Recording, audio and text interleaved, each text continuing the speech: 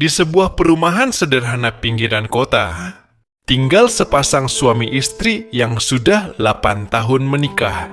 Namanya Dinda dan Arga. Dinda, seorang guru SD, lembut, telaten, dan dikenal murid-muridnya sebagai ibu guru paling sabar. Sementara Arga, suaminya, bekerja di pabrik tekstil.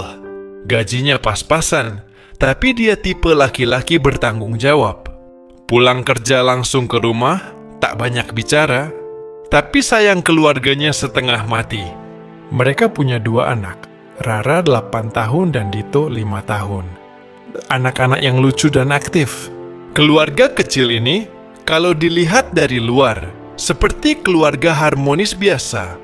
Tapi seperti banyak rumah tangga lain, cerita mereka tak selalu seindah unggahan Instagram. Hari itu, Dinda pulang kerja agak murung. Di grup WA alumni, temannya baru saja posting rumah barunya. 2 lantai, gaya Scandinavian, ada kolam ikan, dan ruang kerja estetik. Ya Allah, sama-sama guru, kok bisa ya? Dinda melihat sekeliling rumahnya. Dindingnya retak kecil, kulkas kadang ngadat, sofa hadiah nikah pun mulai mengelupas. Malam itu, saat Arga baru selesai mandi, Dinda nyeletuk. Mas, kamu nggak pengen ya punya rumah yang lebih bagus? Arga kaget. Loh, rumah kita ini nggak cukup ya, Din? Cukup sih, tapi kamu lihat temen-temenku. Mereka udah upgrade. Masa kita gini-gini aja? Malam itu jadi malam yang sunyi. Arga diam, bukan karena marah, tapi hatinya sesak. Ia merasa gagal. Ia merasa tak cukup untuk istri dan anak-anaknya. Hari-hari berikutnya, mulai banyak hal kecil yang berubah. Dinda mulai sering belanja online, barang-barang yang bukan prioritas. Tirai baru, pajangan rumah, Cooper Travel. Walau dicicil, akhirnya tagihan numpuk. Arga juga ikut terseret, mulai coba jualan sampingan online, kerja lembur. Bahkan ikut grup saham instan. Tapi hasilnya bukannya nambah, malah boncos.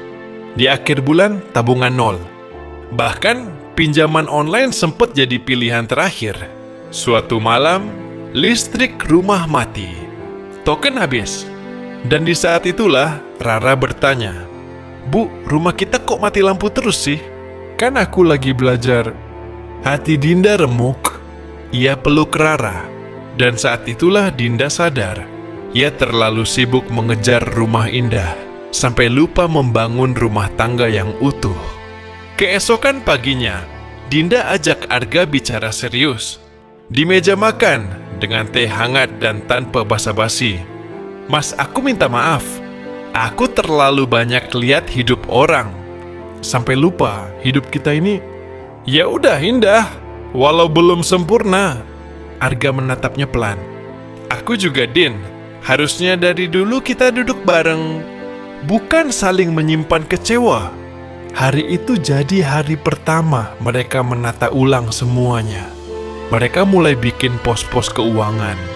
Dinda belajar literasi finansial. Mereka berdua sepakat, hidup bukan tentang terlihat mewah, tapi tentang merasa cukup. Dinda buat jurnal keuangan keluarga. Arga mulai investasi kecil-kecilan, belajar dari sumber terpercaya. Dan untuk pertama kalinya dalam 3 tahun, mereka bisa menabung. Bahkan bisa traktir anak-anak makan sushi di mall. Bukan karena flexing, tapi karena mereka memang mampu. Kini, rumah mereka masih di tempat yang sama, tapi lebih hidup. Anak-anak tumbuh dengan cinta. Mereka punya rencana bersama.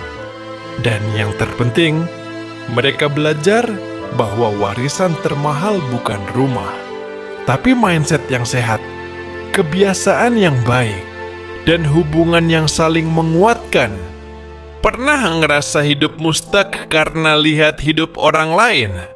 Coba deh, komen di bawah.